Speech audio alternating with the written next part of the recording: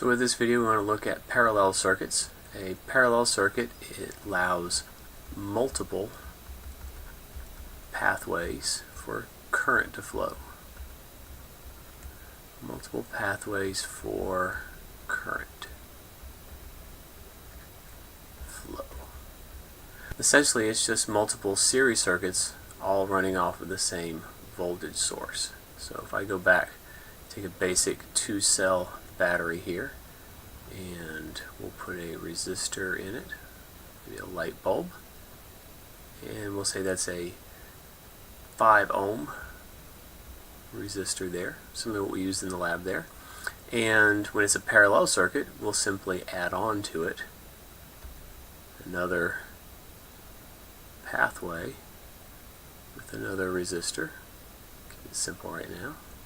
Right, so we have another pathway. This is our 10 ohm resistor. So in the case of this first part right here, current can flow through the 5 ohm resistor, and also the current could flow down through the 10 ohm resistor. So we have multiple paths. If the 10 ohm resistor here were to break, right, this current flow, the red current flow we're showing here, wouldn't happen, but the 5 ohm resistor still works just fine. Right? There is no interference for that. Right? The same thing if I were to have something happen here in the 5 ohm, it would stop, but the 10 ohm would still have the current flowing through it. So that's the basic idea of the parallel circuit in terms of how it works. So if we go back and kind of look at the idea of the characteristics, right, of the parallel circuit, just like we did with series, characteristics of the parallel circuit, we'll start with the current. Right, so the current in this, if you look at it, we have current running through here and through here, so we're going to have to add up all the current. So the current, when we deal with that, is we say the current of the source provided by the source is simply going to be the sum of the current in each path. So maybe path 1 plus the current of path 2 plus however many more paths we have. We say path and not resistors because this path here we have one resistor in it, but it's possible we could have multiple resistors. There could be, we could add in another resistor here and another resistor there, and so that total current based on what's going on in there, right, with this little series circuit would be what we would look at. So the current of the source is going to simply be the sum of all the currents in the various paths.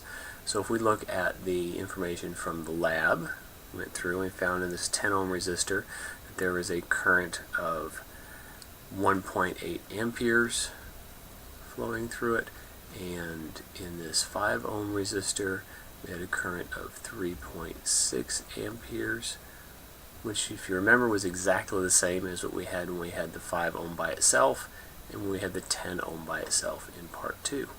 So the sum of those two together then gives us the total current up here, which was 5.4 amperes.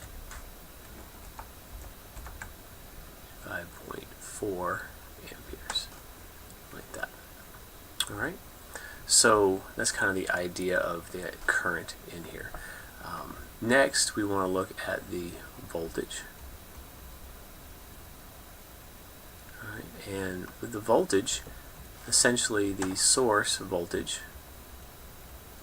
is going to be the voltage you're going to find in each path. So path 1 equals the voltage in path 2 equals, just keep on going. And so in this lab, we went through this, we had an 18 volt source, and you should have measured approximately 18 volts here and another 18 volts here. And the reason this happens is because, again, this little pathway right here is a separate series circuit running off of the voltage source, and since there's only one bulb in it, all the voltage is in that one bulb there. The second path out here is connected independently, and so therefore it also has the 18 volts. Alright, Now, remember we talked about this with series circuits, that 18 volts was shared within that series. We had multiple resistors in here because the energy had to be conserved. We're not violating the law of conservation here.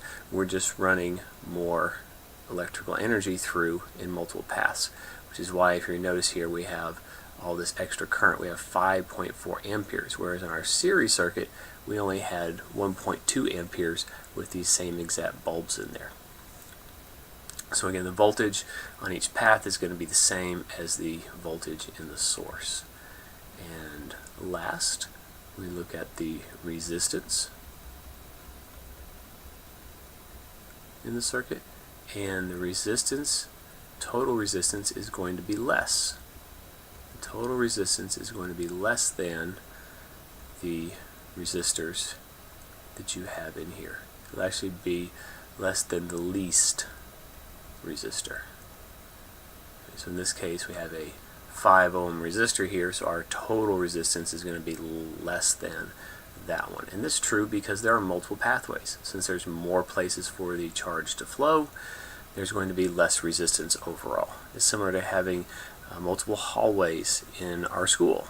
Right? Instead of everybody having to walk on one hallway, we can walk in multiple hallways. It'd be like traveling around in your neighborhood or in your community. You might have different ways that you can get to the same place. And if you have multiple ways to get there, then maybe you have less traffic overall because of that. Another thing that's important to look at, another example with resistance that I want to point out to you, is if we have a parallel circuit where we have a pair of equal resistors. Right, this is a special case here.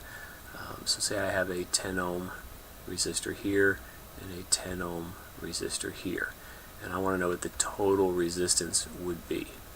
I don't need to know anything about the voltage or the current or anything like that. The rule basically is for equal resistors. The basic rule for the equal resistors is that the total resistance is equal to 1/2 of one of those resistors. Alright, and this is true because the 2 here is dealing with the fact that there are 1, 2 pathways. So as long as they're equal resistors, we can look at this and say, alright, we'll just take 1/2 of that because it's equally splitting the current that would be flowing around, and therefore the resistance is going to be half of that. So in this case, the total resistance would be half of 10, which is 5 ohms. Right, and so that's the basics we're going to look at in terms of resistance for a parallel circuit. There's a little bit more to it, but for our purposes, this is all we're going to deal with in different examples that I would expect you to be able to solve. Certainly be able to tell that it's going to be smaller. Alright, total resistance will be smaller than any of the individual resistors.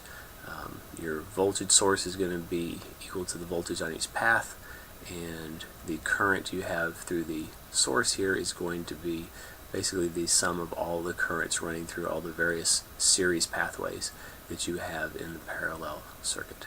So there's your parallel circuits, basic behaviors and characteristics.